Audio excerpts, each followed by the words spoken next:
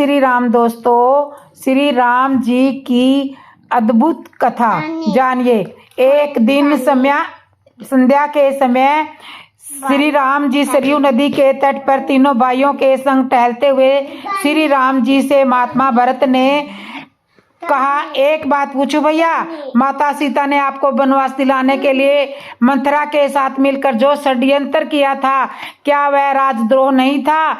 उसके षड्यंत्र के कारण एक और राज्य के भावी महाराज और महारानी की 14 वर्ष का वनवास झेलना पड़ा था, तो दूसरी ओर पिता महाराज की दुखद मृत्यु हुई। ऐसे षड्यंत्र के लिए सामान्य नियमों के अनुसार जो मृत्यु दंड दिया जाता है, फिर आपने माता कैकेयी को मृत्यु दंड क्यों नहीं दिया?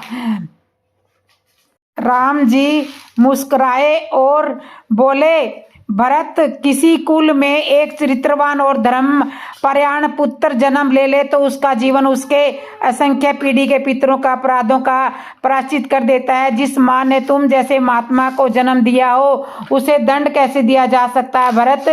भरत संतुष्ट नहीं हुए, कहा, यह तो मोह है भैया, और राजा का दंड विद्वान मोह से मुक्त होता है। एक राजा की तरह उत्तर दीजिए कि आपने माता सीता को दंड क्यों नहीं दिया। समझिए कि आपसे यह प्रश्न आपका अनुज नहीं, अयोध्या का एक सामान्य नागरिक पूछ रहा है। राम गंभीर हो गए। कुछ क्षण के मौन होने के बाद, आपने सगे संबंधियों के किसी अपराध पर कोई दंड न देना ही इस सृष्टि का कठोरतम दंड है। भरत, माता कैकेयी ने अपनी एक भूल का बड़ा कठोर दंड भोगा है। वनवास के 14 वर्षों में हम चारों भाई अपने अपने स्थान से परिस्थितियों में लड़ते रहे हैं, पर माता कैकेयी हर क्षण मरती रही है। अपनी एक भूल के कारण उन्होंने अपना पति खोया है, अपने 4 बेटे खोए हैं, अपना समस्त सुख खोया है, फिर भी वे उस अपराध बोध से कभी मुक्त न हो सकी। वनवास समाप्त हो गया और तो परिवार के शेष सदस्य प्रसन्न और सुखी हो गए, पर वे कभी भी प्रसन्न नहीं हो सकी। कोई राजा किसी स्त्री को इससे अधिक कठोर दंड क्या दे सकता है? मैं तो सदा यह सोचकर दुखी हो जाता हूँ कि मेरे कारण अनायास ही मेरी माँ को इतना कठोर दंड भोगना पड़ा। राम के नेत्रों में जल उतर आया और भरत आदि भाई मौन हो गए थे। राम ने फिर कहा, और उसकी भूल को अपराध समझना ही क्यों भरत? यदि मेरा वनवास न होता तो संसार भरत और लक्ष्मण जैसे भाइयों के अतुल्य भातृ प्रेम को कैसे देख पाता? मैंने तो केवल अपने माता पिता की आज्ञा का पालन मात्र किया था। कोई दंड नहीं देना इस सृष्टि का कठोरतम दंड है। भरत, तुम दोनों ने तो मेरे स्नेह में 14 वर्ष का वनवास भोगा। वनवास न होता तो यह संसार सीखता कैसे कि भाइयों का संबंध कैसे होता है? भरत के प्रसन्न मौन हो गए थे। वे अनायास ही बड़े भाई से लिपट गए। राम कोई नारा नहीं है, राम एक आचरण है, एक चरित्र है, एक जीवन जान की शैली है। बात केवल 250 वर्ष पुरानी है। मधुपुर नामक गांव में एक ब्राह्मण दंपति नारायण कांत और रत्नेश्वरी रहते थे। वे वास्तविक अर्थ में ब्राह्मण थे और सदा सुखी और संतोषी रहते थे।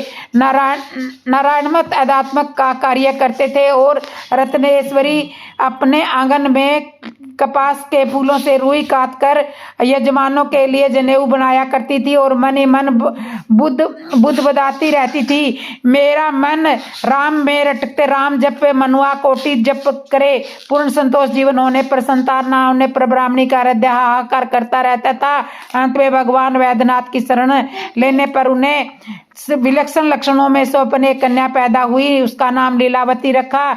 दुर्लभ है वे लोग जो अपनी संतान के लिए भगवत भक्ति रूपी संपत्ति छोड़ते हैं। तो इस तरह से ये कथा है।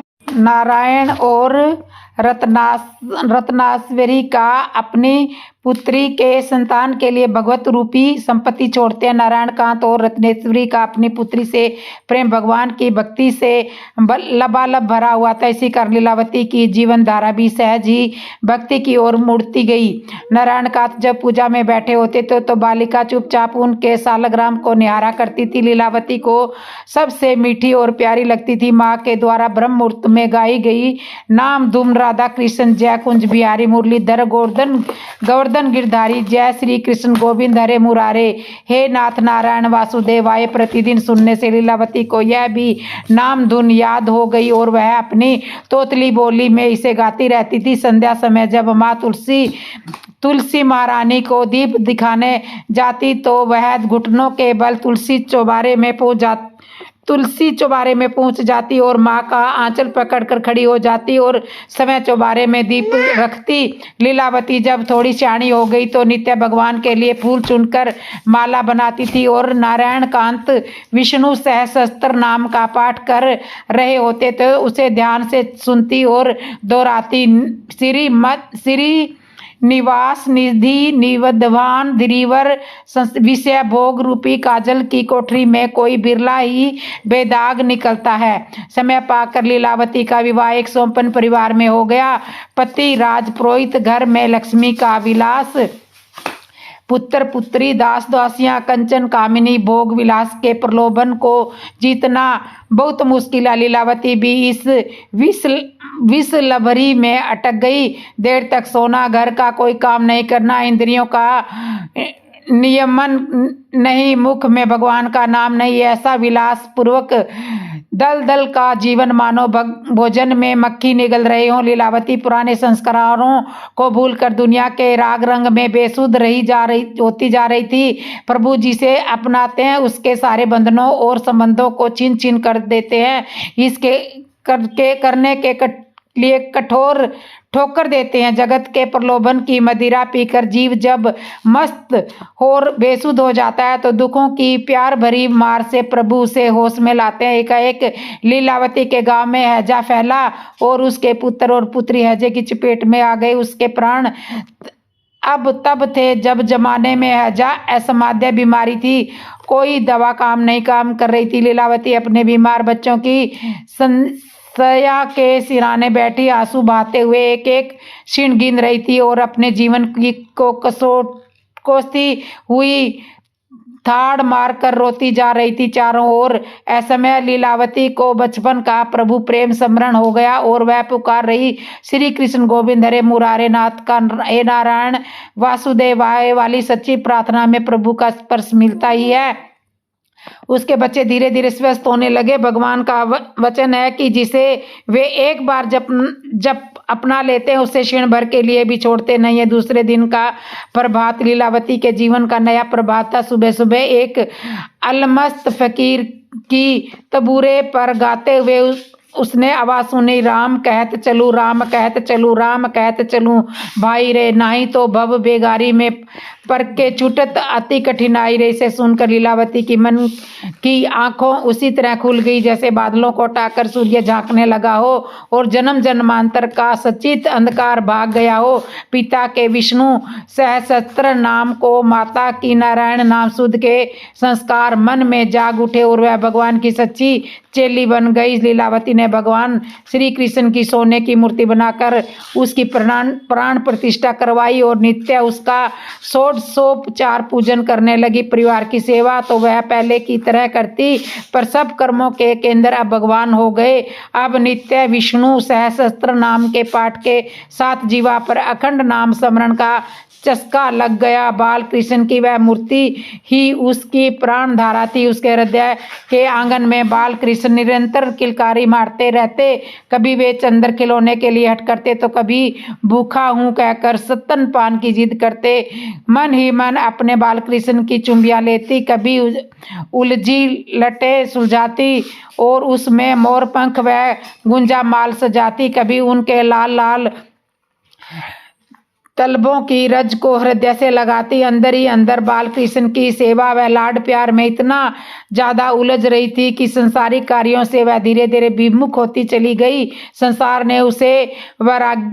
से उसे वैराग्य हो गया। उसकी प्रगाढ़ साधना से परिवार में भी भक्ति की सुगंध फैल गई। देवोत्थान एकादशी की रात्रि को घर में बाल कृष्ण की झांकी सजाकर महोत्सव मनाया गया। परिवार के सभी लोगों ने आधी रात तक जाग कर किया गया चरणामत लेकर सबको विदा किया, मगर लीलावती की आंखों में नींद नहीं थी। उसके हृदय में आज कुछ अजीब तरह की लहरें उठ रही थी, मानो कन्हैया ने उसके आंचल को कस के पकड़ रखा हो और यह कह रहा हो कि मैं भी भूखा हूँ, माँ मुझे भी दूध पिला दो। उसने ठान लिया कि आज कन्हैया तो सप्तपान करवाऊंगी ही। जैसे जैसे उसके हृदय में संकल्प की लहरें उठ रही थी, वैसे वैसे उसकी तरसती और बरसती आंखों ने देखा कि बालकृष्ण की सुरवर्ण प्रतिमा साक्षात भगवान बालकृष्ण बन गई और यशोदा माँ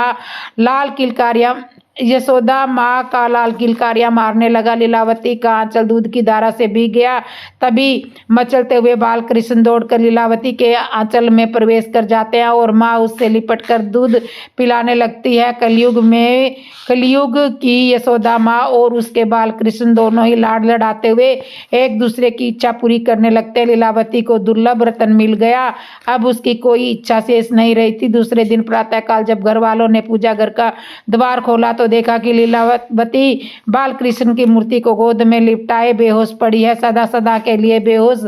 किंतु वह बेहोशी इस संसार के होश और होशियारी से कहीं ज्यादा मूल्यवान थी। इसमें उसने सदा सदा के लिए अपने बालकृष्ण को पा लिया था और बालकृष्ण भी उसका दूध पीकर उसे दूसरी यशोदा माँ का दर्जा दे दिया था। माँ जब मुझको कहा कृष्ण ने तुझ हो गए देव सभी, इतना आदर सहित महिमा, इतनी श्रद्धा कहाँ कहीं उमड़ा स्नेह सिंधु अंतर में, डूब गई आसक्ति अपार देहे, गेहे अपमान कलेश जी विजय मेरा शाश्वत प्यार।